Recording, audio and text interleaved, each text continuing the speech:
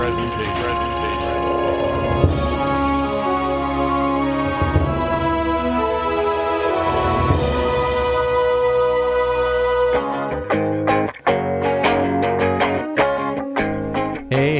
everybody. Welcome back to the Cult Classic Podcast. Cameron Jones here along with my co-host, Mark Nussle. Jordan Joe. Nope. He started a little high there. It's like the national anthem. You can't start too high. Give me one more. Jordan. Nope. It's not going to happen. Jordan Jones. Okay. Well, you're going to warm up, though. I mean, you're going to hear. Yeah, we'll get there, you know. I assume we'll hear by the end.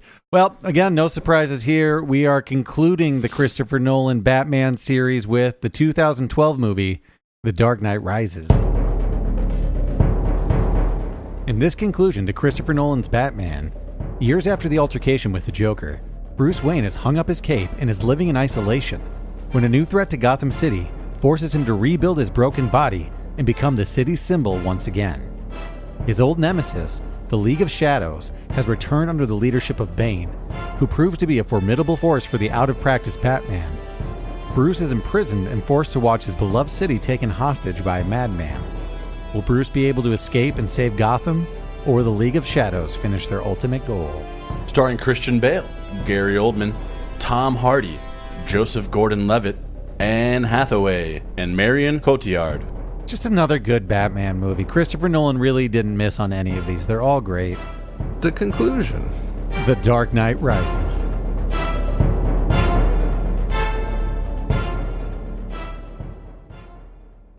Cast and crew for The Dark Knight Rises. You're going to hear a lot of similar names, so we're just going to kind of breeze by a few of them here.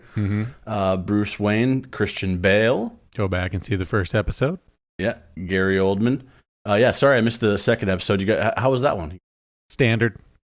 Yeah. It's fine. Standard. Love that movie, though. Tom Hardy plays Bane. You're going to hear a lot of Inception names here. Yeah, well, Funny now enough. we're getting to someone new, finally. You might have remembered him from that kind of shitty movie with Shia LaBeouf, Lawless. I really like him in the movie Warrior. Oh, is that the Prohibition movie? Yeah, I only saw it the once. That fighting brother movie, Warrior, is really good. We've talked about doing that. Maybe we'll do that soon as a transition. You know, Warrior came out like 2011. It's a lot older than I thought it was. It was like right before this, right? Yeah. So yeah, 2011. Yeah, I rewatched he was already it recently. jacked. Yeah, by that point. The Revenant? He's in The Revenant. Oh, that's true. Yeah. Fury Road, Mad Max. Inception, of Or course. Mad Max, Fury Road. Blake, played by Joseph Gordon-Levitt.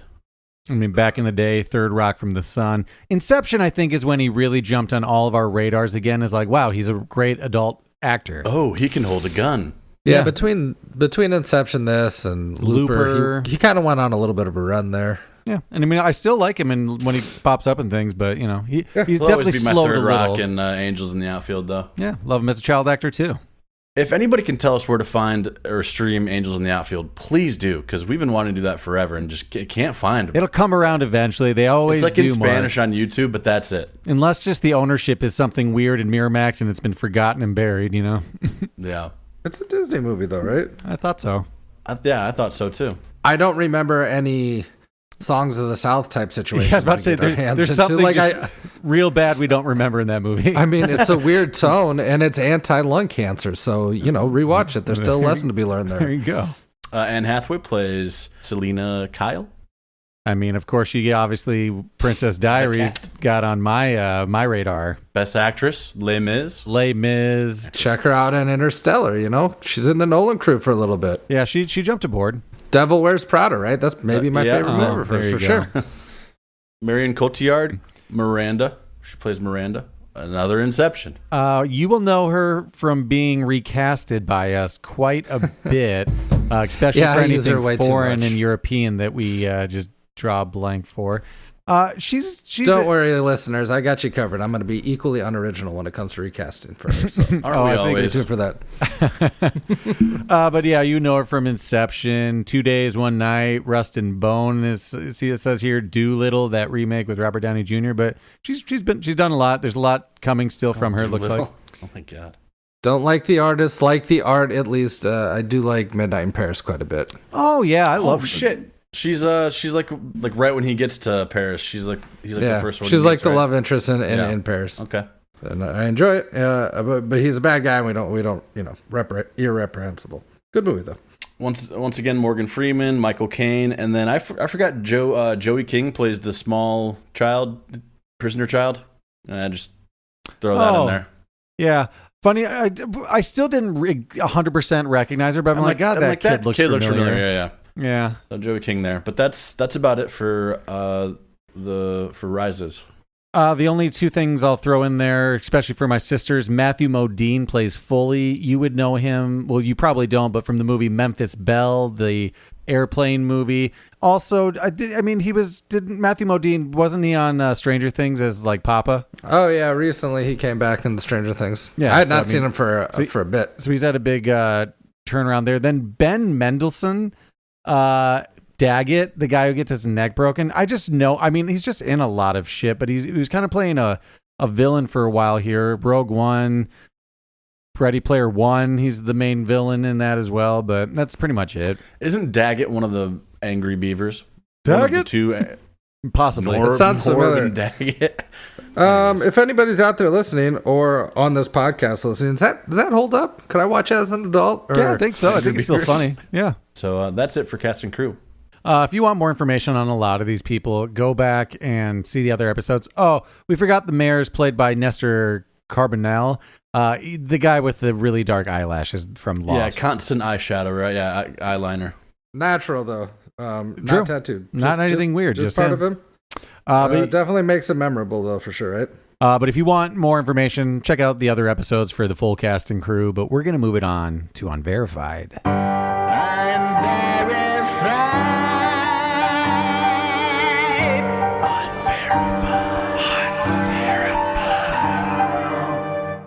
Welcome to the Cold Classic Movie Phone.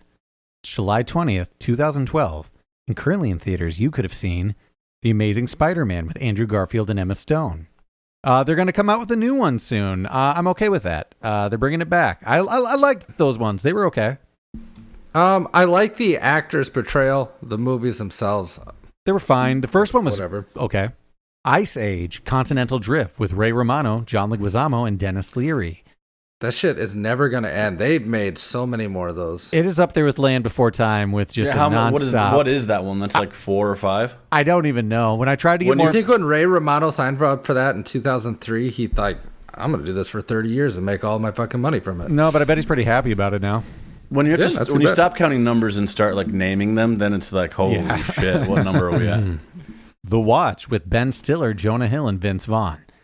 Kind of an underrated movie. It's that alien one where he's just like neighborhood watch. I think The Watch, if it would have come out during their heyday, people were like, I like this movie, but nobody saw it and they gave up on it. But I think it's funny still. Yeah, go back and see if you haven't. Step Up Revolution with Catherine McCormick and Ryan Guzman. Just one of the Step Up movies. Also, don't know where... there's a lot of these too. That's actually maybe in the running. Once you start naming them. Yep. Ruby Sparks with Paul Dano and Zoe Kazan. I don't know if I know this one, but it was a Paul Dano movie from 2012 that I don't remember. Bring it on, Ultimatum. Red Lights with Robert De Niro and Sigourney Weaver. Also, don't remember that one. No, I don't either. But it had some major stars, so it's probably at least okay. What was like the Oscar for this year? Was this The Artist? What was the Oscar this year? You are correct. It was the Oscar. The Artist. Oh, good. I kind of liked that year, I think. There were also a bunch of other movies I'd never heard of, but luckily you chose The Dark Knight Rises. Jordan, you got the budget on this? Yeah, I've got the budget for you. So, again, it's estimated at 250 to 300 million, somewhere in between there. Budget. Mm-hmm. Netted you a cool 1.085 billion at the box office, so you know what I mean. Yeah, what? B with a B? With a B, yeah. Holy shit. Yeah, this movie made a lot of money. If you recall from back in the day, everyone was still like hyped off The Dark Knight. Was absolutely. Like such a great movie. People were also kind of worried about following it up and like obviously Heath Ledger being missed. And I remember this too. There was talk about the movie before it was released if Christopher Nolan was going to have any CGI scenes of the Joker and Heath Ledger to appear, but out of respect, they just decided to write the Joker out of the future movie. They did contemplate it, though. They thought about it to do it like, I think they reference having Marlon Brando in the most recent Superman around that time, but decided against it, which makes sense. It would have been important. Thing. Well, at best, it would have just been him like in the courtroom scene, just like a flash of like CGI Joker, just to say, yeah, he's out too. If you're going to do it like Ghostbusters. Really bring him back. Really tug at those heartstrings. That's true. That was sad. That was weird. Or Paul Walker. But he died during the filming of that, right? Or yeah, you might be right. Yeah, he did. They needed to finish it. Yeah, I can see them definitely CGIing him with one of his brothers in like Fast 20. They're like, we're bringing him back. Fast 20. Like however far they get, they're like, we're gonna do it. We might already be there. They just went to space, I think. Jesus Christ. We talked about this in the other episodes, but Christopher Nolan says the themes for this movie were the first one dealt with fear, the second one was chaos, and then this movie's theme was pain. With Bane. Pain and Bane. Bane. You don't like my recasting. Twinge of sadness, though, with this one for me. That was a Paul Walker. Guy's got it going on in space. No, Paul. No. I think they go as far as not even mentioning Heath Ledger, the Joker in the movie, just out of solidarity. No, they just completely wrote it out. Yeah. You know who they can't keep out of it? Scarecrow. He makes a comeback. Oh yeah, I do have that on, but he actually stay out of here. Cillian Murphy can't get out of there. Cillian Murphy. You can't keep him down. He holds the record for the most frequently appearing Batman villain for Jonathan Crane in all three movies. Usually, it's a one and done, or at least like a flashback to the previous movie's villain. But he did them all. He's the only guy. Yeah, but he worked himself all the way into a judge role, Yeah, he's not even really like a villain here. He's just kind of chilling. I would say he's got like an administrative role. Yeah, I would say actually this role is better than his cameo of just getting taken in the beginning of the second one, This is a better cameo. Yeah. And we still get answered. He just got arrested and released again. That was his whole plot. Yep. Cool. Cool. Tom Hardy, standing at 5'9", had to wear 3-inch lifts to make his character Bane appear as tall or taller than Christian Bale, Morgan Freeman, and Michael Caine, the taller of the few actors. A common fact we run into on action movies, but funny enough, something I did think about when I was watching it during the main fight scene between Bane and Batman, like in the sewer. I was like, I thought Tom Hardy was kind of a little guy, and he kind of is. He's stocky. He's like a little fire plug. I think he's relatively short. Yeah, I mean, he's just still intimidatingly huge. Speaking of him, though, Tom Hardy accepted the role of Bane without reading the script, similar to Officer Gordon, Gary Oldman. He was told that he would have unprecedented access to extensive stunt training and equipment, and that he could enjoy knocking that around. So essentially, they're like, if you take this, you'll just, you can do whatever you want. You know where all that training comes together for me? It's when Bane climbs down the rope, like he's climbing it up. I'm like, that seems oddly aggressive. Do you know that part? Kind of, but he does say that when he did his training, he wanted it to be like fucking psychotic. Explosive and just like not manic, but like powerful and like intimidating and stomping, as opposed to Batman's like sneaky sort of stealth. Yeah, but brute force versus stealth ninja. More along the lines of the exercise stunt training stuff. To prepare for Catwoman, Anne Hathaway worked out 5 days a week on a regimen that involved vigorous exercise, stunt training, and dancing. I think she just wanted to add that in. She was graceful. She was graceful in it. She was graceful. And called it her most physically demanding role to date. Up to date, second being Princess Diaries. Probably still I is. lied about that last part. But I imagine that was pretty... That's got to be one of the best parts about getting cast in one of these movies. They give you all these skills that you're like, hey, you got to learn this for the next 8 months. You get to do dance fighting for 8 months and just take that, And now, Chris, I'd like my Catwoman to be able to jet ski. Yeah, he needs to be more jet ski. We actually never say Catwoman in the movie. The newspaper articles refer to her as the Cat, but her name's never Catwoman in this. It's always Selena. Yep, that's cute, guys, but she is the Catwoman, right? Yeah, in the script it says anytime she's in costume, the script said Catwoman. So she is. Yeah. I mean, they do their cool practical effect with her ears or just her goggles, but she's a Catwoman. Yeah, she needs some eye black because once she pulls those ears up, hey, Anne. Yeah. Oh, yeah. Nothing but raccoon eyes. That's what everybody is without the mask. They're raccoons. Let's see. In the football stadium sequence, the cast and extras were all wearing heavy winter clothing. though the scenes were shot during a massive heat wave across the East Coast during summer of 2011. Honestly, can't tell at all. No, I can't tell either. Believable. The whole movie. Also, a lot of stuff going on. That's in true. there, though, Also, I didn't have this down, but I'm pretty sure the football team. I mean, this was filmed in Pittsburgh or around the area. It's the Steelers. Yeah, it's the Steelers. I believe this movie takes place largely. Is that true? Pittsburgh as the backdrop. Well, not all of them, but they do have a lot of Steeler players as extras, and they use their stadium. I believe Hines Ward is the featured. Oh, hell yeah! Mm-hmm. Okay, cool. To the fact where I'm pretty sure it says Ward on the back of his jersey, and they're the Gotham somethings. Knights? Might be Knights. I can't remember. Still, or The color this is a scheme trickle helps. down. Just compliment to Pittsburgh, the city, the sports city. Tell me if there's another one of these. Every one of their pro teams has the same color scheme, and I respect Yellow the and shit out black. of that. I wish every city did that, because if you wear a Cubs hat to a Bears game, you look like an asshole. But if you wear a Pirates hat to a Steelers game, it works. For sure, absolutely. Like you're sticking out like a sore thumb wearing a Bulls coat to a Bears game or something. You look like an amateur, and you can't be trusted. After the filming wrap for the Dark Knight trilogy, Michael Caine said that this was one of the best experiences of his life and some of the best work he has ever worked on. This trilogy is Michael Caine, in his opinion, his best work. I mean, I don't know his whole collective work, but that makes sense, right? He's good. I mean, the scenes he does in almost every movie, he has an emotional about to cry scene with Bruce Wayne. He cries a few times. Well, he definitely gets a lot of emotion in this one. Yeah. True. Do you ever think though that once Alfred's like, man, I wish that Bruce cared just like 1% as About me. much about me as I do him? Yeah. Doesn't even give me a birthday card or anything. Anyway, continue. That's the son of a billionaire. It was just rumored at one point that Penguin was to have a feature as one of the movie's major villains, and would have been played by Philip Seymour Hoffman. Missed out. But Christopher Good Nolan God, that would've quickly been great. denied the rumor, saying that the character would have been difficult to adapt to his version of Batman.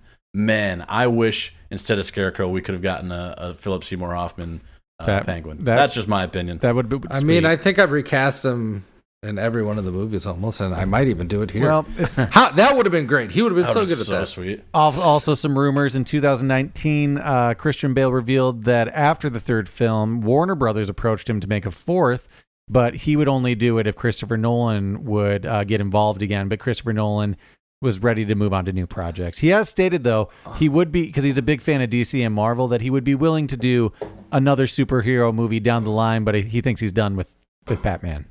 Yeah, I mean, without Nolan. Yeah. So would that have been a Zack Snyder Batman, or I don't know. we'll hook you up to. I guess probably what they just moved on to is just completely switcheroo and refranchising. But I get it. Like 3 is a nice package.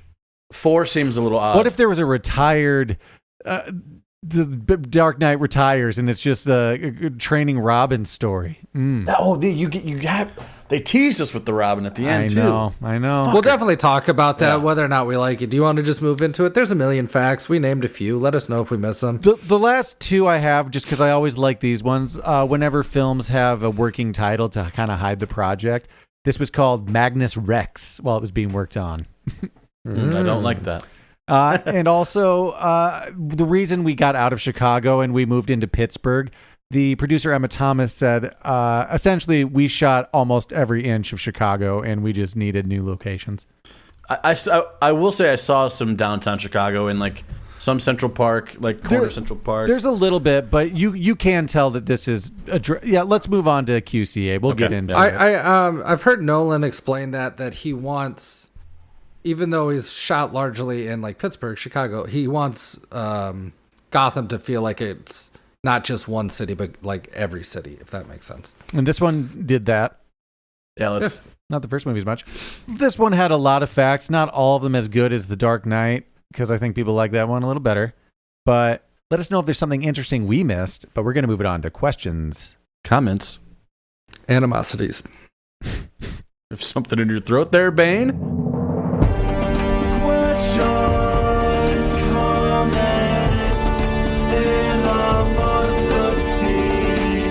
QCA, just comment, another great opener, possibly the best one in the franchise with that plane scene, and I'm pretty sure that was all practical. It's hard to beat the bank scene, but the plane scene is like right there at second, I think. It's epic, and I'm pretty sure all that's a practical effect. They actually caught a plane with a plane and like. I think they had some of the explosion, like they did some digital effects with the wings falling off in the explosion, but I think dropping the plane and the stunt people on that was 100% real. Practical effects. But that anybody Suck that has Tom any Cruise.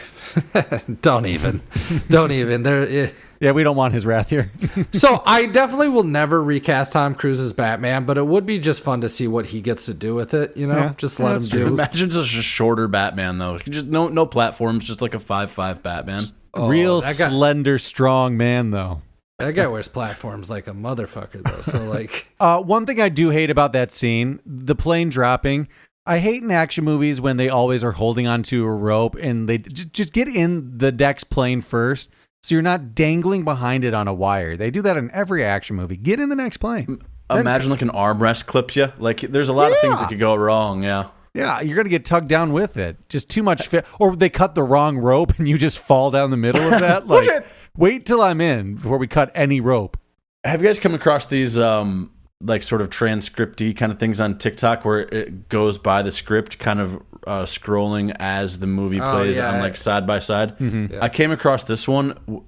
It's awesome to watch side by side with the actual script. There's some slight differences that like Tom Hardy does, but like just his like, I'm going to crash the plane like that. It's so it gives me chills. That the crazy thing when I read a script is when they describe their action in a sentence and then it's this epic scene. I'm like, oh, I didn't see it playing out like that. Huh? Yeah, really got the dialogue, understood all that.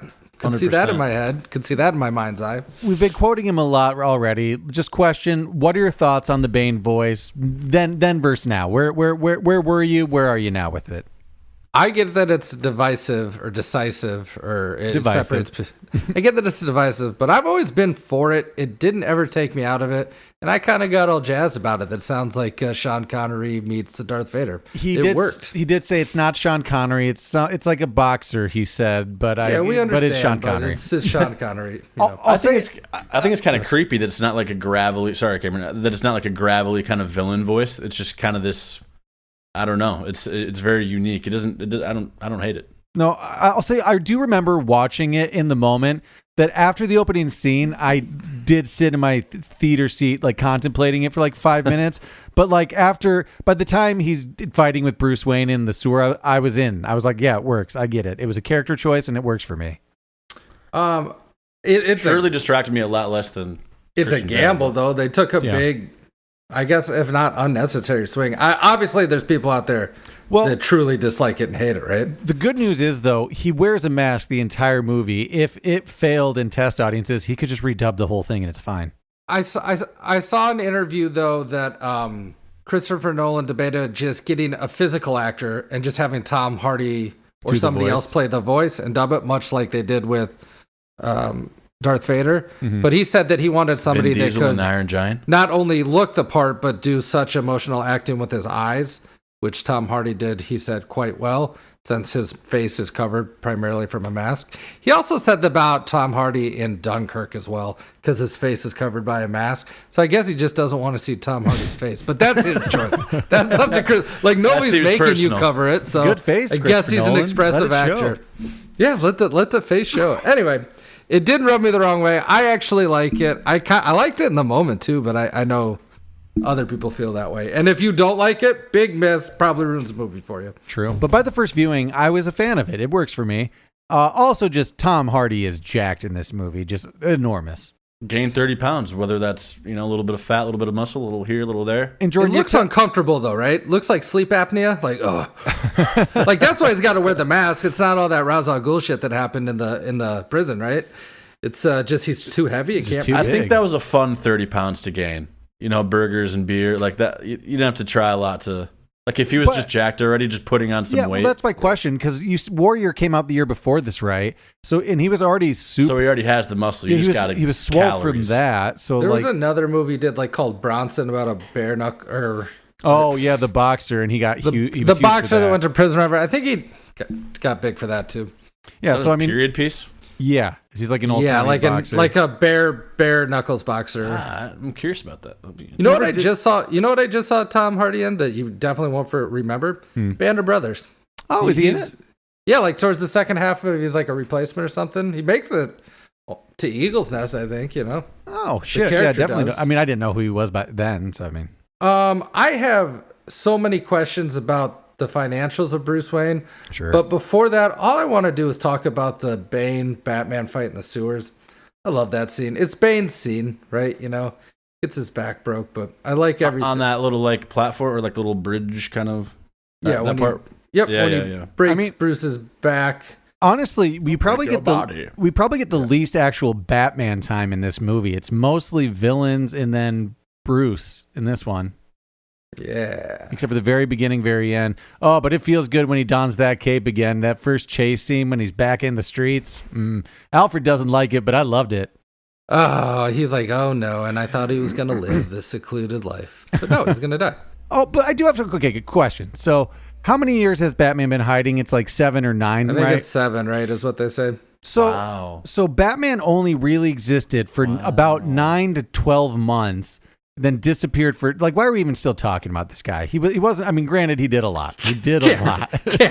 Cameron, you would just, you're like, that's over with. That was 7 years ago. You would talk about Batman all the time if that was in your city. If that was in your real life city. I'm just saying, well, yeah, that would be pretty nuts if we had a Batman. But I'm just saying, like, he had such a short run, really. And then he only came back for, like, about a week before he gets broken down and then one more battle, you know? His total Batmaning time's 10 months. It's like the Walendas, you know. We don't talk about them until they start, you know, tightrope walking across a building again. Then they disappear for a while. Wait, who? It's true. The Walendas. Who are that? The tightrope walking family, right? The people that walked across the Grand Canyon a bunch of times. Those guys, right? Yeah, the Walendas. Okay. Yeah, the tightroping family. The family of the first family of tightrope walking. This feels like something I would know and be interested, not you. I mean, I definitely wasn't about to name drop them, but I assume that he's talking about the one tightroping family. Yeah. Mm-hmm. It could definitely not be the Walendas. It could be somebody else. Yeah, Blake's not the only one that knows it's Batman. You don't got to see the orphan in someone's eyes to know Bruce is Batman, because Bruce has disappeared for 7 years in his house, and we haven't seen Batman in a while. Although I would also say Blake's kind of coming in with a wild swing there, being like, I know you're Batman. I saw it in your eyes. He has no actual proof or anything to go off of, so. No, but that's the one thing. It's like, didn't you skip school? And then you admit to it. He just throw it out there, and eventually somebody's going to admit to being Batman. I think 2012 was maybe like right around when Twitter or X now was a thing. Like, he's getting leaked. Like, Bruce is leaked. He's Batman. It's just common knowledge now. Oh, like also, if we had a Batman nowadays, Drake, you're Batman. Oh, there'd definitely be a lot more speculation on who he is, you know, whatever. Talk of the town.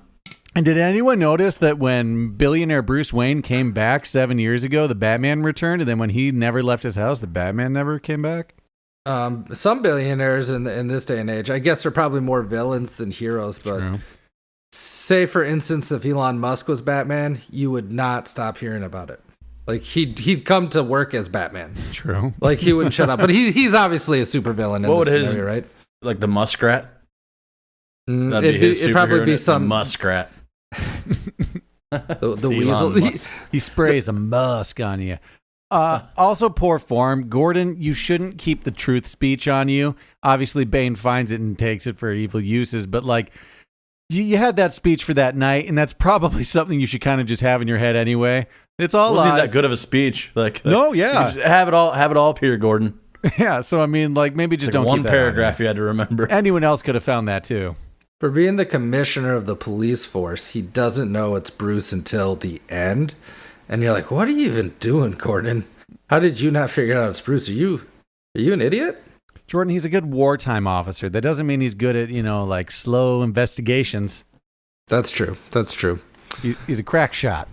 We get away from the first Gotham, though, don't we? It's starting to feel just like a normal city, where the first one feels like... Yeah, I think like that more Gotham special you see effects. In like video games or comics. Mm-hmm. And I think it works better. What do you like better? Were you just about to say that? You like the first I one better? I think it works way better being set in a practical city with real locations, don't you? Yeah, I do too. I think it feels, I think that's why I like this is like my favorite superhero movie or series, just because of sort of that fact. There's less CGI, more practical. But you can definitely tell from someone who lived in Chicago for years, it is a little sad to see less familiar architecture, but it's just like the color scheme changes from cities too. I feel like we're more of like a dark brown and like gray, and Pittsburgh just seemed like lighter, you know? I mean, I More definitely like cement gray, yeah. Yeah. I think the architecture of Chicago's cooler. It's got a better scenic view, but the Pittsburgh thing works for me. It's fine. It's fine. But you can definitely tell. And also, speaking from experience, if Bruce Wayne hasn't been out in years, things are going to be weird when he does come out. He comes back. He's got a cane. Would you guys ever be a cane guy in the future? Well, if I have no cartilage, I guess you have no choice. Yeah, but like I mean, like the visuals. You want to be a cane guy, or you want to be like a walker, or a cane? Well, cane. But from a practicality standpoint, just go walker. Really get a grip on it. I mean, Tennis balls. Practicality. I'm getting an electric wheelchair and just giving. Or you could get one of those things that fuses your knee together, like Bruce got. What's going on with that? Not sure, but after that, he was pretty much 100% mobile again, as if he didn't fall off a building. Just your typical Alfred gadget. Also, question.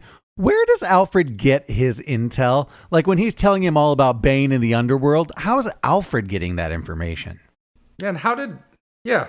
He wants nothing to do with it, but yet he's got his hand in the cookie jar at all times. Like he would have to be talking to those underground sewer kids to be getting this information, or warlords overseas, you know? Like, I don't want to be rude, but it doesn't seem like Alfred can use a desktop computer, right? A laptop, anything. He doesn't look like he's technologically ready to do that, right? Am I wrong? With this He's got his nose up in the FaceTime, like he's. Do you know how if it wasn't open to the desktop and he had to log in with a password, it would take years. He's mumbling under his breath. This fucking Jesus. But looking for his password, he's gonna find 6 confession letters. It's like, oh, his password is password. Yeah, that's true. It's probably like Bruce's Batman. No, but on that, I don't think Bruce could recover from his injuries. He's walking pretty crooked at the beginning of the movie. He comes back from 2 major injuries. From what I understand, his vertebrae is poking out of his back. Yeah, but the suit takes care of that, right? I guess. Just got to pop that C2 back into place. No big deal, Bruce. Oh, I got a question during the what do you call it when you stay in your house and you're crazy? During his recluse time? A hermit? No, not a hermit, but like a recluse, right? Yeah. Like a recluse, right? Howard Hughes. A recluse. Yeah, like a Howard Hughes, piss in a bottles type situation. How many times do you think Alfred walked past Bruce's room and he was just sitting in the bat suit? Looking out. Like a weekly basis, a monthly basis. Oh, my guess is bat He suit. at least had the mask and hat, like the whole. My guess is bat on. suut, eye black, no mask though. I was gonna guess some more like at home use. I'm almost opposite, like no bottoms, tank top, robe, slippers, and then just eye black at the top. To eating ice cream or something on the intercom system, like. Alfred knows it's going to be a bad day when he's like, Alfred, I need you to get in here. It's like, oh no, we're having another Batman day. This is going to be a long one. I'm rocking just waist up and then nothing on the bottoms. Oh my God. How lame. What's the lamest? Waist up, shorts. That's a sad Batman. They'd be expensive, like billionaire type shorts too. I bet they're actually, it might be weird. Billionaires might wear like cotton Russell athletic shorts or something. Something weird. Something not of the times. So movie-wise, we're kind of talking last about like the Bane scene, the fight, him getting his back broken, thrown into prison. It is kind of insane for him to keep trusting Anne Hathaway's character because that's a pretty big betrayal. I don't know if he has trust with her, but he has romantic feelings towards her. Would you agree that's like his downfall? Well, I don't know if he sees it as his out. But that's it. He doesn't trust her, right? I feel like their romantic relationship kind of comes out of nowhere near the end, you know? Like, well, kind of some tension, but like... Between him and... Yeah. I don't really see it on his end, yeah, to be honest, until the end. But I almost see it like he keeps giving her chances, and with that, she sees that, like, he's more willing to trust her. And so towards the end, she's like, why would you do that? He's like, I figured you had some good in you. And then she's like, okay, I'm coming around on this guy. Do you think Bruce / Batman thought, like, I will team up with her, or she could replace me eventually? Or he was just trying to help her get out of her situation, be good? Cute girl trying to help out. Spoiler, but at the end of the movie, they're together, right? I think there was something there the whole time. And well, yeah, I think there ends up being, but I just didn't feel it really until, like, I don't know. Yeah, I never really felt it. The end. I mean, I absolutely never felt it with Ra's al Ghul's daughter character. What's her character's name? Sorry. Miranda Tate, I believe is her name. Ra's al Ghul's daughter.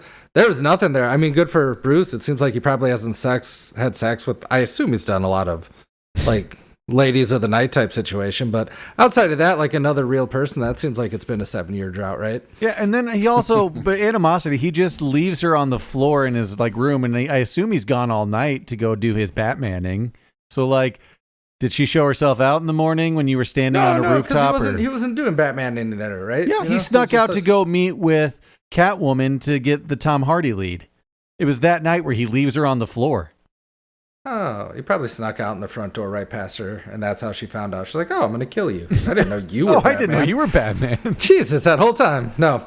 I didn't see that happening. Their storyline being Ra's al Ghul's daughter, were we in that? Was it a twist? Was it fun? So his entire time in the League of Shadows, it never came up that his daughter was still alive and that he excommunicated her guardian and that he has some... Oh, Cameron, if we watched the Ra's al Ghul story, we definitely would have seen what happened with his flower. Yeah, there's a lot of regret there for sure. But you don't got to share that with Bruce. You know, everybody has wasn't their a own huge twist, but I liked it. Whatever. Even we're on to your point. Like he didn't make any friends in League of Shadows like that entire time. Granted, he blew them all up and killed them, most of them, but like he didn't get Bruce? any inside He was there information. for 3 months and then he exploded everybody. Okay. I bet somebody thought they made friends with him, but after they got exploded, like, what the fuck was that all about? Yeah, I like Bruce, this. Like, couldn't you? what's up, man? The scene where he's like killing them all and blowing them up. Someone's running out. It's like, quick, Bruce, we have to get out of here. Oh my god! God, you didn't care about me the whole time.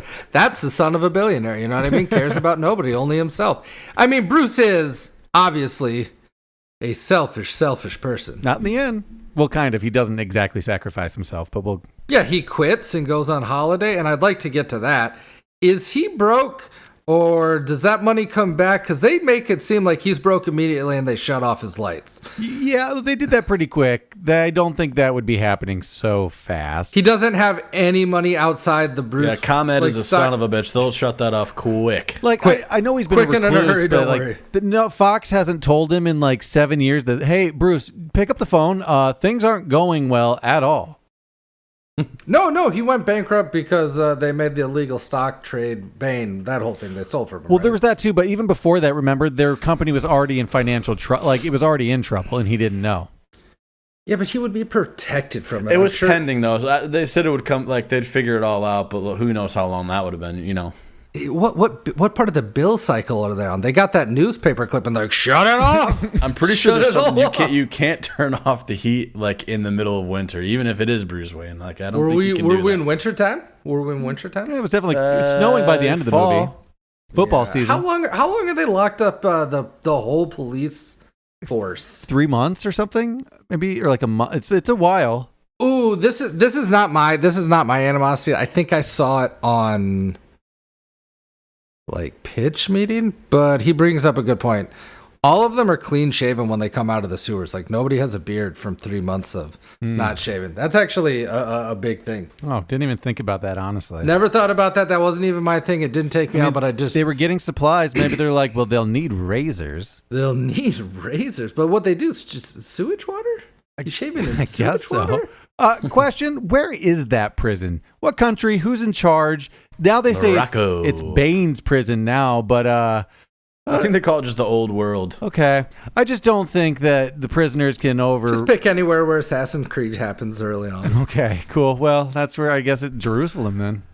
Got Also- a real big question about that Yeah. prison. Yeah, They me make too. it accessible to get out. Yeah.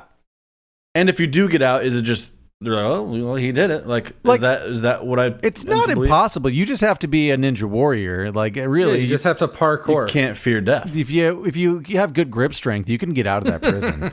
But also, I bet there's a lot of people like, all I want is to die, but I'll try to get out first. Sure. I can't wait to fall and end my life. What were they cheering at the end there too? Like, no, Griffin. Oh, whatever that is. Oh, like it means it becomes rise. dark. It means rise. But what are the words like? That's a pump up music. It's a good chant. Put What that sucks is before like an you always want to be the guy to start the chant, right? You see someone do it, and you're like, oh, you want to start. This sucks for the blind guy, right? Never get to start the chant. Never get to see the jumps. I mean, Never gets to see the jumps. Hear the deaths. okay, so like I already don't think Bruce Wayne could have regrown his back in that prison. Oh, Cameron, didn't you see that guy tie him up with a rope and hit his back? Yep, that'll solve it. And then on top of that, he just jumped from that height with a rope catching him like 50 feet around around the tummy. Like the first time that happens, he's broken in half and dead. He's just dangling from that rope. He's not coming back. Oh, it hurts. It hurts something fierce. And also, he's a billionaire that just lost everything. Why isn't anyone looking into where Bruce Wayne is? Like, I know shit hits the fan shortly after that, but they had to transport him to the old world. Like, that took... Aren't you saying this? You said that in the first one, too. Like, he's a billionaire. People are looking for him. You know what I mean? Like... It's not only that he's a billionaire, he's like the most famous billionaire. And, he's like the son of Gotham. There's news stories about him all the time. So... They're always super quick to be like, yeah, I guess we need to find someone for the, new CEO. Yeah, like no one cares. Wherever this prison is, though, right, in whatever country you want, once Bruce gets out of there, how does he get back to Gotham? Like, is he taking a commercial flight? Is he taking a steamer? He still has no money or resources at this point. Alfred's out. And then on top of that, I believe Bruce is aware of the time crunch, right? When he gets back to Gotham, they're like, he already knows that. Like, by the time he gets there, he's like, we have 12 hours. Because they see it on the news, right? He's watching the news in prison. Well, they show him that to break his spirit. He also just knows the bomb and when it's detached. I mean, it's his stuff, so he knows that Okay, so then why would you spend any time? And I get it's for effects and it's great. Spreading gasoline to show the Batman symbol on that bridge to be like, I'm back. Time is so tight. Jordan, he makes a lot of mistakes. It took him 2.5 hours to do that. Yeah, easily. Oh, yeah. It took him 2.5 hours. Tim Hurley looking at his watch being like, Jesus, it'll be worth it. It'll be worth it. It'll totally be worth it. Meanwhile, Gordon is like already walking on the ice about to die. He's like, he might miss it. Really playing that one close. I just have a huge animosity. When Gordon is just dingling around the back like a dice with a bomb, and just he doesn't get injured the whole time, but he's just getting all jostled with like a 10. He comes out holding his arm as if it could be broken, but I also hate how much he's fumbling the damn thing like it's like a movie. Just, whoa, it's down again. Yeah, but maybe don't send the 64-year-old commissioner in to do this nimbly bimbly thing. Yeah, that's true. You know what I mean? This seems like a Robin job. Fresh out of the hospital, too. Yeah, what was Robin up to at this time? Sorry, helping the orphanagers, helping the orphans. Oh, that's got commish all over it. That's got Gordon left and right. Oh, that's true. And he failed at his job. Sending the commissioner might have helped, but sending just some young cop, they blew the bridge. Yeah. That's one of my animosities. He sent like 5 kids out to warn people about the bomb, just like, that's careless. That's a liability. Yeah. And just sending those kids out. And I don't want to go 2 blocks in either direction and then come back. And then come back to the bus. That's 4 blocks. Did he just send the orphans, or was he just sending blocks? Street youths? Street One rats. and the same. Just street rats, right? A couple Aladdins out there. Couple Utes. Just comment about me. If our hometown was that corrupt, if Chicago was that corrupt, if Manchester was, I would not care as soon as I got out. I'd be like, oh yeah, someone should burn that to the ground. It is unbelievably corrupt. I'll tell you this. If you get to the point where you get trapped with Bane, if you wait long enough to get all the bridges blown, it's kind of your fault, guys. As soon as millions were lost in the Narrows in the first movie, and I assume we never saved those people, I'm getting out of Gotham. But there's not a chance in hell it can return from this one, right? I mean, the good thing is economically, just social, like once the Narrows completely burn down and go through their crazy, gonna be a great time to buy up real estate. Really change that neighborhood. No, there's gonna be crazies that live in the sewers and like you don't rid them all. Yeah. We all go a little mad sometimes. I have a question about the end. Mm-hmm. Is he no longer Bruce Wayne? How does he live? All right, we know Batman. Oh, you're saying the very end when we just see Alfred sees him at the. Well, yeah, because he has a funeral. Legally, he's dead again. But Jordan, this isn't the first. How many times has he legally been declared dead? This isn't the first time he's lived abroad with a different identity. In 7, 10 years, 20, when their money runs out there, he'd come back. But does he have money he's using? I assume it's probably just corporation money anyway. You can just change your identity if you want. He's a billionaire. No matter what, I'm going to assume he has some offshore accounts. So I think the Waynes had some money hidden away somewhere. I think he'll be fine. Also, Batman may be dead, but he's legally Bruce Wayne. Oh, no, Bruce Wayne's still alive, right? He doesn't die, though, right? No, they have a few. At the end, they're at a tombstone for Bruce Wayne. Both are dead. They don't say they're the same person. Like, wait. Why did we think Bruce died in the movie though? I don't remember that. Wait, say again. What? They don't. I don't think they have. They never societally say that Bruce dies, right? They have a funeral for him, like with the people close there. I mean, at Bruce's headstone. When Alfred's... That's dumb. Why? You should just... Oh, because they think he's dead. Everyone thinks he's dead. He left. Alfred thinks he's dead. So another thing, where's that headline? It's like, hey, Bruce Wayne's missing and this time presumed dead. Yeah, he's gone again. Well, some people know he's not though, because they're like, where was this IP address from this whatever? Right, there's some software that he logged on to, and they're like, it's Bruce Wayne. At the very end, 6 months ago. there's hints that he could have survived, but no one knows for sure except for Alfred. Fox gets the notice from those tech guys. They're like, well, someone already cleared the autopilot. It was Bruce Wayne. Alfred's in Bristol drinking a Fernie Branca. Unless he's just crazy. Finally, he's broken from this death, and he is just seeing this. Wouldn't that be sad if that was just Alfred's? Like he says he does that every year. Season. I had to look up what a Fernie Branca. I did too. It's a bitter sort of like some liqueur, brandy. Like yeah, is it brandy? Fernie Branca. I actually am happy we're talking about that little drink because I was going to complain about how small that is, and I don't see the point of getting a little sipper. But then right before this podcast, my wife made me a little cappuccino, and it was tiny. Little sipper? And oh boy, did it hit the spot. I get them now. But here's the deal. You force yourself with the cappuccino and, Mark, what is that drink called? Fernie Branca. Yeah, that you have to force yourself to sip, yeah. To sip 3 times when it should be 1 drink. Yeah. You have to... And that's your enjoyment. You're like, I'm taking my time. Yeah, no one orders more than 1 Fernie Branca. No. I don't know. You're like, make it a quadruple. Give me a Fernie Branca. I feel like that's how he says it. He says it very odd in the movie. That's just... So there's people out there that believe that Alfred's seeing things and Bruce really is dead, right? This is all imaginary? Possibly, but I don't think so. Okay. Last question I have, and I'm sure I missed all of my excitement about... There's just some scenes that I really, really like the sewer scene. The opening scene's awesome. I think the dynamics between a lot of the characters are good. What do you think about the final battle scene between the cops and all of Bane's people? Here's why it's weird to you. It's the only... A lot of good men died. It's the only Batman fight we see during daylight ever. I think that's kind of the weirdness of it. It's a real bright scene. Yeah. But also, yeah, to that point, Gordon definitely sent that new lieutenant to die. He was going to stay at home with his wife and make it through this whole thing, man. He called him like a pussy. Come out here. Yeah, he's dead now. Don't be a pussy. Damn, don't be a pussy. Bring your handgun to a machine bazooka gunfight. I do like that he starts by saying, like, you don't have to wear your dress uniform, and he comes out in the dress uniform. That's nice. He was about to cozy down with like some homemade chicken noodle soup and watch The Voice with his wife. Instead, he died on the streets. He died on the streets of Gotham. He died 2 blocks away on the streets in his dress. And 30 minutes away from it all being over. Yeah. After months of this shit. Damn, Gordon. Yeah, he really is bad luck. You know what? Gordon doesn't feel remote. He doesn't think twice about that later on. No, he's like, I saved the city again. Me and my main man. Batman. What? Bruce Wayne? Okay, also just question the helicopter. So Bruce gets that out over the ocean, or sorry, the bay, but we still see him in the cockpit while it's way out in the water.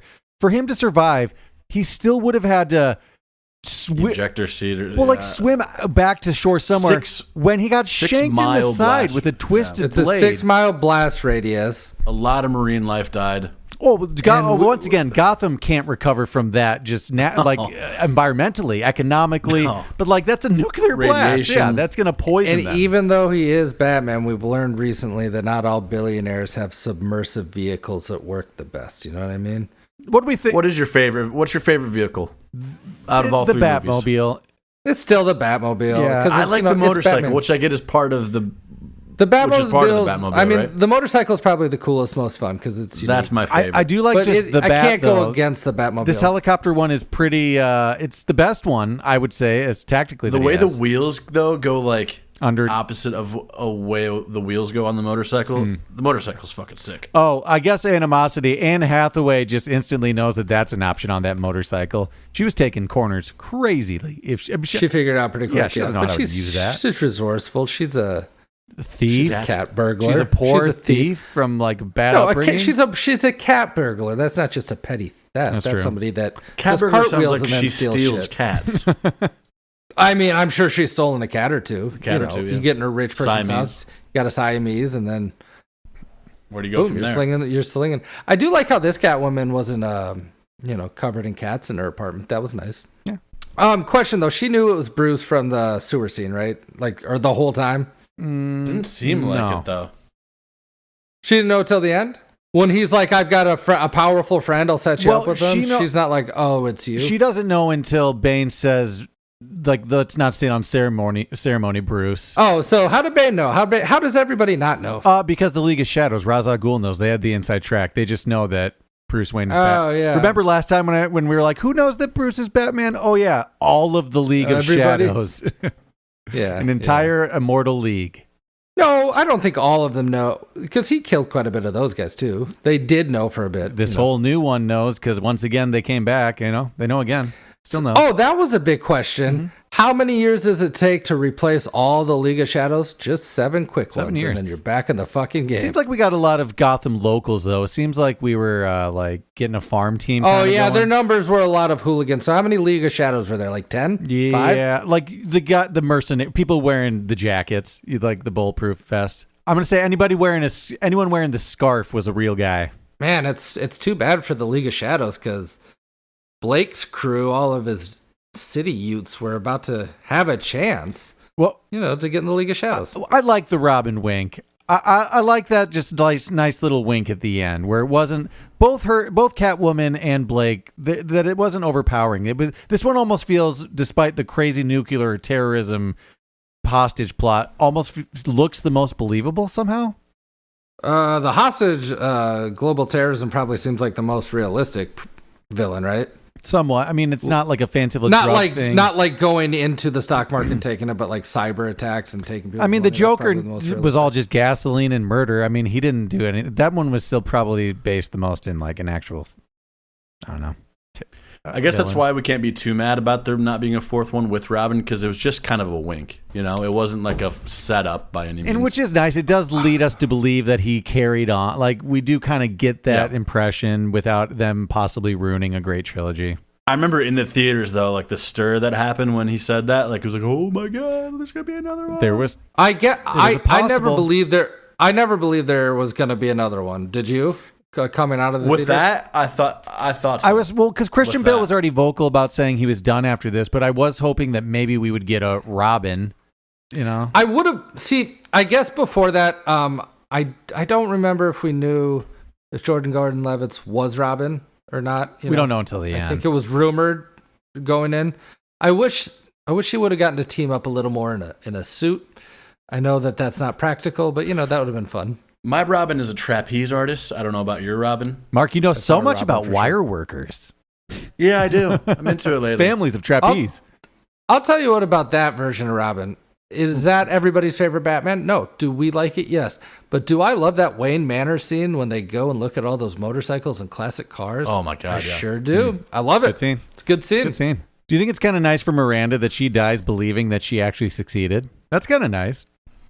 Yeah, win-win. Yeah.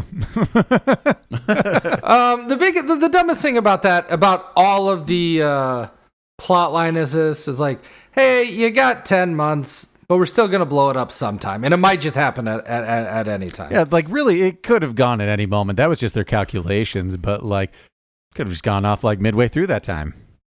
Do you think that it's ridiculous that none of the police got out of the sewers? Yeah. Like, what are you doing down there? I mean, I guess this is why you have so many murder, crazy and super villains. Like, you guys are awful at your job. They're like, shucks, we're just stuck down here forever. It was just great engineering trapping, Jordan. Well, the one guy that did get out, they shot him right away. So, I mean, that's true. Maybe they were better. They were guarding the streets and stuff. So, I mean, I guess it might have been just hard to. And same with, like, if I'm a citizen and I hear Bane say anyone trying to escape will blow the city. At night, I'm swimming across. Or I'll get a life jacket on and just float across in darkness. I'm getting out. I will be there talking to my family. It's like, it probably won't blow up. I'm not going to escape here. I'm getting out in the dead of night, but I already left after, once again, the Narrows was lost. And then I was just watching on TV. Yeah, but what you don't see is just in the dawn of morning's light, Just a bunch of bobbers that drowned. A bunch of Jack Dawsons in there. It's like, oh, look at these assholes. Couldn't swim as much as they thought they could. I've got a couple, maybe just one big animosity. Movie football jerseys always end up looking like XFL jerseys. Yeah. They never quite nail it. You could just do a classic jersey. Don't get flashy.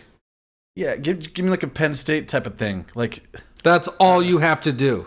Alabama, Penn State, just pick a color scheme and make it simple. And you know what's most annoying about that, Mark and Cameron?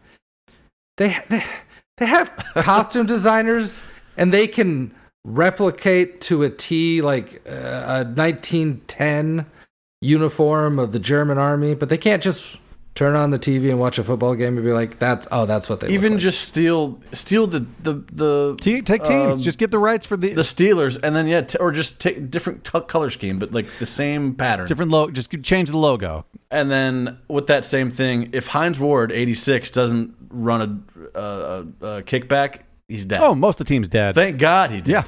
Well, Mark, he died on the way home to mobs died, yeah. in like riot. If that is not a metaphor for a kick return, everybody else doesn't fucking matter. It's the only person that gets in the end zone. All those people doing the real work blocking, dead. Doesn't matter. Nobody remembers those motherfuckers. It sucks for Hines Ward's character too, because it's like, oh sweet, I return. Oh, we're just calling him Hines Ward. I don't know what his character's name is, but doesn't it suck to have all that excitement about finally getting a kick return for a touchdown and then turning that was his first and last one. Oh man, nobody's going to talk about unfortunately, the game doesn't tomorrow. officially count because it was ended by terrorism midway through, so didn't even get the record. It depends on how far they got. I think if you make that's kickoff. Well, kickoff. Yeah, you're right. Didn't even get beyond that. I've seen this one by far the least out of the trilogy. I've probably seen Batman Begins actually kind of the most. Well, because it's 3 fucking hours. That's a big part of it. But it's pretty long. But also, it doesn't feel like it though, does it? To you did guys? In the middle when I was like, oh, I have so much time before the war starts. The Miranda, there's a little bit of a lull. The Miranda Tate love scene, like you're like, whew, we're just adding time on here. Yeah, a little bit. But overall, this is a great movie, and I kind of forgot because I've only really seen it like 2-3 times tops. I do think out of the three, people have written it off the most. One, I think Batman Begins you watched a lot when it came out. Quite a bit before The Dark Knight even came out, right? So you did all that time. Dark Knight obviously has Heath Ledger, but I do think people wrote it off because they disliked the Bane character, which I don't. Yeah, good. It's just a good movie again. It's good. Christopher Nolan. It's good. Yeah, I'm sure there's stuff we missed, but you know. Yeah, let us know some of your favorite parts of this movie, any comments, animosities you might have. But we're going to move it on to recasting. Oh, I don't like that the orphans got the manor. That sucks.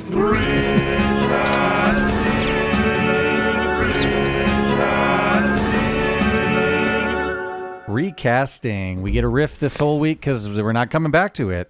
Let's start at the bottom here with Fox. So far, I've said Lawrence Fishburne and Danny Glover. And I'm kind of... Carl Weathers, maybe, R.I.P., because my other ones may be too ridiculous, but I'll wait for you guys to go first. Nice. So I missed last week, so it'll be interesting to hear what you guys. So Cameron, we had an overlap on Danny Glover. Nice. I like the Danny Glover one. Like that definitely. It didn't even think about him for some reason, but it works. This week I'm going to do a gender reversal. I'm going to do Octavia Spencer. Octavia Spencer, give me. Why am I not blanking on face? Hidden Figures, The Hell. Okay. I mean, just so many movies, you know. Okay, I could see that.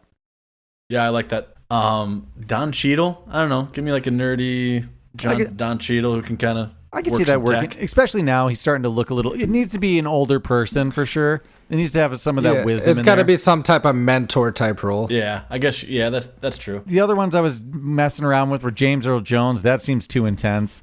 And then seems too much. Yeah, and then Bill Cobb's good voice, but he's in Night at the Museum. Go back and see that episode. Yeah, that works. I got you. Okay. With these characters, Fox, Gordon, Alfred, Bruce, did you guys pick your heavy hitters first, or did you kind of save? Did you save some to like make up I actually tried to cast for each movie. I somewhat did a little bit too, but also I kind of shot my wad early on, and now here's what I have left. Because I feel like our, at least for Fox, our wads were shot. I actually don't love that term, shot wad. No, I don't either. But I don't either. I've never used that term until today. I did my young going into Batman, my we're in it, and now I'm doing my sad recluse Batman. All right. I didn't do that as much with every role because it's harder. Let's move on to Gordon. I'll go first. I actually like mine, and I don't think anybody's going to think about it. I think Steve Buscemi would actually be really good in the Gordon role. You got to think he's done dramatic a lot of times, and in Boardwalk Empire, a tired, broken down, police commissioner. Boom, Gordon. I don't hate it. The Boosh. So far, I've done Edward Norton and Joaquin Phoenix. I think someone might have done this already, and I know you just said him, but Sam Rockwell. I did Sam Rockwell. Did you do him last week? Damn, sorry. So that's a repeat. That's the only other one. I think he'd actually be good. I think out of the ones I said, Sam Rockwell, I kind of like. I think I like it in order of how I did it: Edward Norton and Joaquin Phoenix. Yeah, I like it. Yeah, I like those two, Cameron. Thank you. Who had Sam Rockwell? Jordan you last did? week. I did last week. I don't know if I can see it. Maybe I always look like sometimes it works seeing like a comedic an actual like fit into a more serious role. So I could maybe. So I'd let him be a little Rockwell-y in it. You know what I mean? I think what he would do, like not full Rockwell, but yeah, a little fun and quirky with it, a little cheeky. Yeah, I don't think it would hurt the character. No. The first one I did Kevin Bacon, so I missed one. So I guess I get to use my second one here. I'll do, I guess it's kind of lookalike, Ethan Hawke. Oh, I did Ethan Hawke. I think he would be good for Batman the first week. I can't remember. Yeah, I could see him working as a Gordon nowadays. I actually kind of like him better as Gordon than Batman. Yeah, I could see that working. Yeah.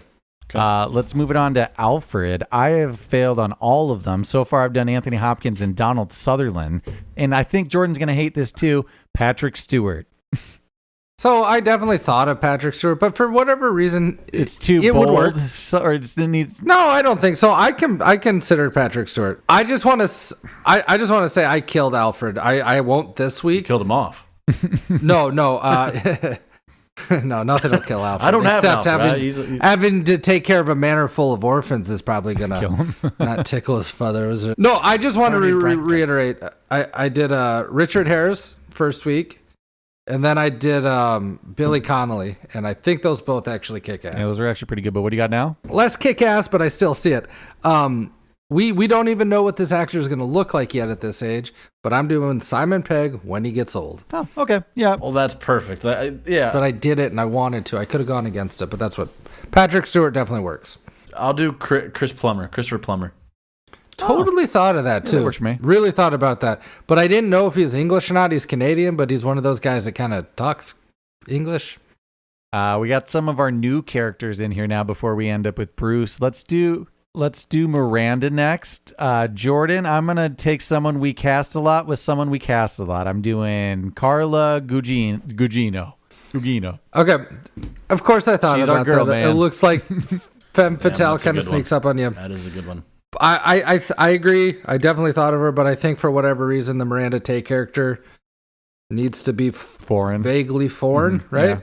And for that reason, I took Ana de Armas. Oh, I would like that a lot. I actually like Ana de Armas, yeah. I maybe should have thought more time, because actually, I think I like Cameron's better. I like your foreignness, Jordan, but I think I like Cameron's.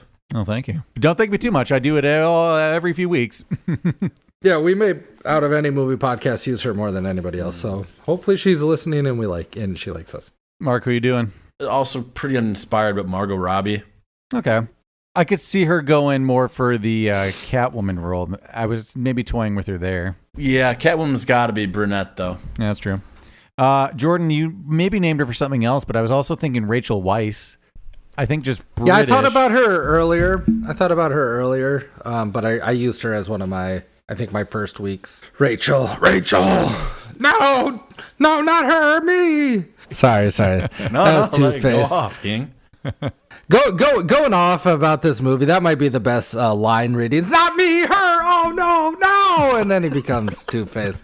That's as good as it gets. I want that to be a ringtone. Next up, let's do Blake, who ends up becoming Robin.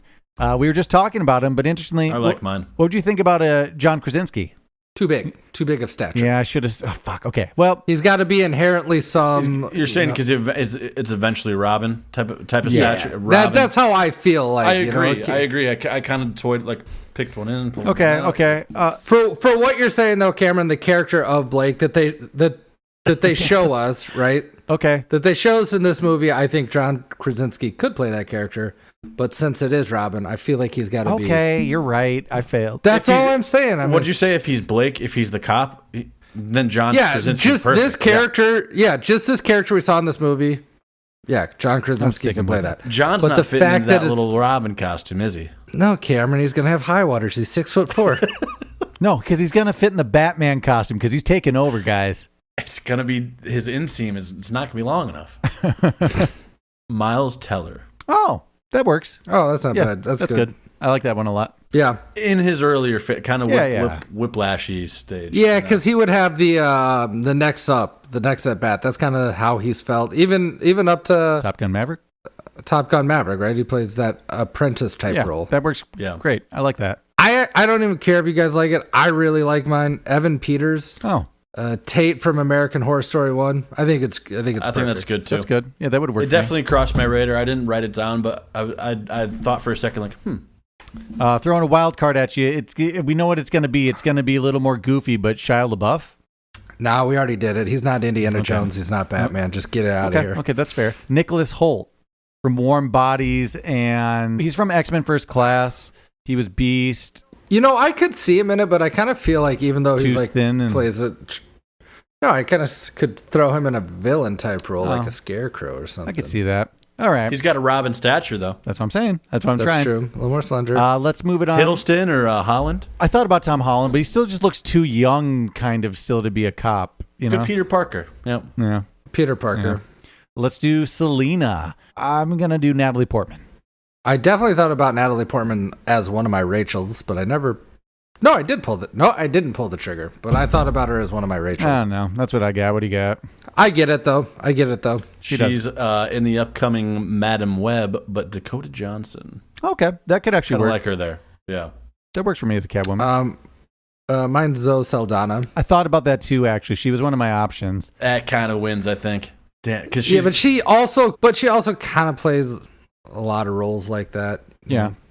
So it's not the most inspired, but I think she'd be great at it. Yeah. Keira Knightley? You just did Natalie Portman again. Yeah. Okay, Charlize Theron. Charlize Theron, I think, is better. I actually think Charlize Theron would be a better Miranda Tate. Miranda, I was toying with her there too. Okay, well, fuck. I'm not doing great. Well, fuck. Bane. Let's move it on to Bane. I'll go Bane first because I had a real problem with I had a hard time too. Yeah, tough. I did Jason Statham. Me too, Jason Statham. It's okay. It's because he's ripped, bald, and has an accent. Yeah, hear me out. He's going to have to put on a lot of weight again.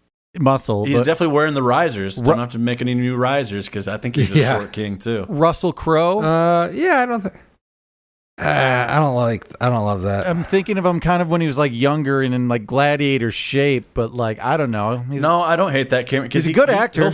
He'll fill out that nice whatever that vest and coat. That coat, that big coat. Daniel Craig. I think I used him last week somewhere too, but he couldn't get big enough.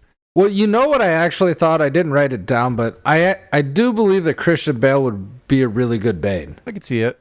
He can bulk up. Let him do whatever voice he wants, but don't you think he would have been a good Bane? Now we're on to Bruce Wayne. Ethan Hawke was my best one, and I really like Mark's Adam Driver. I'm going to throw out a weird one, kind of a Benedict Cumberbatch. He's maybe too tall and lengthy. He would have to put on a lot of muscle, but I could see him as a billionaire. I don't like his American accent at all. Okay, that's fair.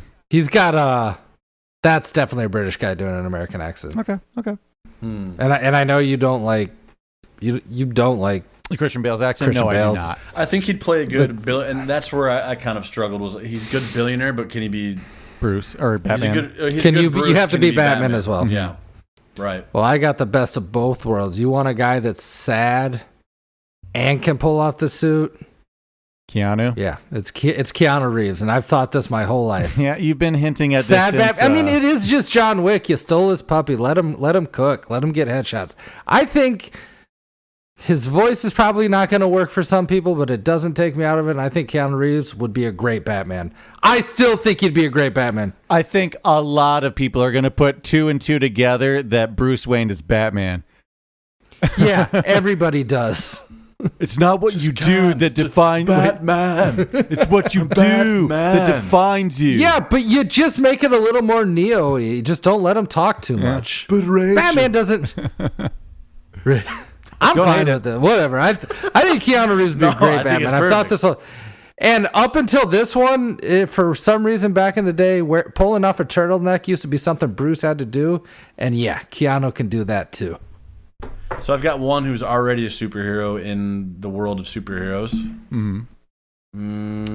That's what most of mine were, kind of. Yeah. I'm going to go against the grain. Jake Gyllenhaal. Oh, okay. Yeah. I could see him being a pompous Bruce Wayne. Again, I don't know if I see the Batman, though, in the whole thing. I see Bruce Wayne pretty vividly, but I don't know if I don't know. That works for me. He was my Batman Begins Batman.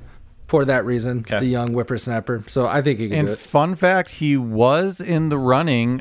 Some of the what ifs we had were Christian Bale, Joshua Jackson, Ian Bailey, Hugh Dancy, Billy Crudup, Cillian Murphy, who had originally tried out for Batman, but him and Christopher Nolan both agreed that's not for him. Henry Cavill, Jake Gyllenhaal. That's who I had, but he's Superman, so I was like, I had him down as well. And Heath Ledger also tried out for Batman, which eventually got him the Joker. But the only other person I kind of randomly had down, but also I don't think he does a good American accent, is Sam Worthington. With my Gyllenhaal, you run into a little bit of an odd double Gyllenhaal thing that goes on. Oh yeah, he's gonna have to kiss his sister. You gotta be careful there. Yeah, gotta be careful there. Well, that was our take on recasting. Let us know what your favorite one was from the entire franchise, and also let us know who you thought could have been in this movie. But we're gonna move it on to Mount Rushmore. Top 4. Mount Rushmore. Top 4. Mount Rushmore, top 4. This week we are talking actor body transformations. This is 4 roles, not so much, people who have just deteriorated over time, but mostly blow ups. Let's go for a roll. Yeah. I'm going not first this like week. A dinner roll. Well, some of them had to. I'll go last this week since I missed last week's. Me, Jordan, Mark. I'm going to do Chris Pratt. Guardians of the Galaxy, going from Parks and Rec to just now an action star in Jurassic World and stuff. Crazy blow up. I wouldn't even say that's for just in general. That glow up, wow. Yeah, crazy transformation. Great pick. It changed the trajectory of his career from he's an A-lister now. A lovable, funny guy, a side character, to a leading A-list actor, action hero. That's a great number 1 pick for sure. Okay, well, I'm going to go for a specific role. I'm going to go Tom Hanks in Castaway. Thought about it. A lot of talk, if you remember. He did one of the things, and I think this is a smart way to do it, shoot your fat part first and then lose weight. Right? Or no, did he do the opposite way? Why wouldn't you want to do it opposite? Yeah, then just get to put on weight as the filming goes on. Yeah. Shoot the skinny parts, then gain your weight, then shoot the fat parts. That's the way to do it, right? Yep, that's the way then to do you just get to kind of coast. You get a coast. The rest of the movie, yeah. Is it necessary? Great. I don't know, but they did it. That's a good one. I remember at the time, too, when that came out, everyone talking about how much weight he lost and his transformation. That gets up there. So there's a couple who, I feel like these actors were already pretty in shape and then went even to the extreme. I'm going to go Matthew McConaughey, Dallas Buyers Club. That was definitely on my list. Where it's that's tough. That is you are almost to a dangerous degree starving yourself. Yeah. Well, and also Magic Mike, he was unbelievably jacked right before that or right after. Yeah. He's gone such different bodies. To a different he said, degree, though, that is. To piggyback off that one, I believe Matthew McConaughey said, at the age I did it, it probably wasn't smart because it was really tough for me to get to a normal weight again. And he's shortly after shooting that film, he did Wolf of Wall Street. He looks skinny as shit still. And he looks weird as shit in that, but he's which probably helped because he's probably a coked out character. Kind of works. Yeah. Doesn't hurt. There is another one who almost goes even further to the extreme, but that's my pick is Matthew McConaughey. Honestly, we have to put Christian Bale in these honorable mentions just because before this... That's who I was talking about, yeah. His skinny to big for Batman was crazy. We talked about it in the previous episodes, but... sorry, I was thinking something else. Well, we're clearly... The Machinist, right, is what predates this, right? Yes. So, and clearly we're doing... The reason we don't say that, though, is have you guys seen the movie? No, it seems... I haven't. Dark. I have. Nobody's seen it. I only saw it just to see it. kudos to you for, dedication to the craft, but goddamn, that seems not worth it. Who else do you guys have on your honorable mentions? I did put Brendan Fraser. Is that what? Fraser. I gotta get that in my head. I mean, he did add on weight for the whale. He did just gain weight, but he did also put on weight for the role. So that's an A24 movie. It seems like a sad movie. I do want to get around to watching it because it seems like he does a really good job. But man, that seems not sad. as sad as I thought it was going to be. Really? Okay. Yeah. You saw it? Yeah, it's sad, but I think you're going in thinking it's going to not be happy. So, I think your expectation management's right on point. Well, the trailer is incredibly depressing. Yeah. So, I think there's also like 3 more Christian Bale movies where he fluctuates. Crazily, yeah. Also, we kind of just have to talk about some of the action stars. Like Chris Hemsworth was like always in shape before as an actor, but then he got enormous. And then same like Zac Efron was always like tone, but then especially I'll group recently, those two together. They're kind of that like sort of slender, hot boy, and then they like I don't know. They're huge. Hit a late puberty and were able to grow just cultivate. I don't know when every action star, like obviously like we had action stars like Arnold and they were ripped and Sly, but any actor in a leading role now as an action star has to be so ridiculously jacked. You know who gets me again and again? Hugh Jackman just keeps getting older and bigger and more veiny and more ripped. It's so that's crazy. I mean, obviously, Rock the Dwayne Johnson has just been getting. He's a mountain he's now. Big. I believe Charlize Theron for Monster put on quite a bit of weight for the role. Natalie Portman for Black Swan lost a lot of weight for the role to probably like a dangerous. Until I saw the pictures, I didn't realize. Yeah, she got really thin, and then more recently for Love and Thunder, the Thor movie, she put on a ton of muscle. She'll transform. Jared Leto on both sides of the spectrum. He went. I think. Also in Dallas Buyers Club, pretty skinny, and then he probably gained 50 pounds for what was that 27? Chapter 7. Chapter 7. I have not seen that, but he is. Yeah, he's pretty big in that. Thanks for listening to our Dark Knight trilogy. If you like what you heard, make sure you like and subscribe on your favorite podcast app. Rate and review. We're just a small grassroots podcast. Make sure to tell your friends and family to join the cult. Hit us up on social media. We love talking to you there as well. If you want more content, check out the entire Majestic Jam Network. Until then, we'll check you on the next one. Bye. Bye.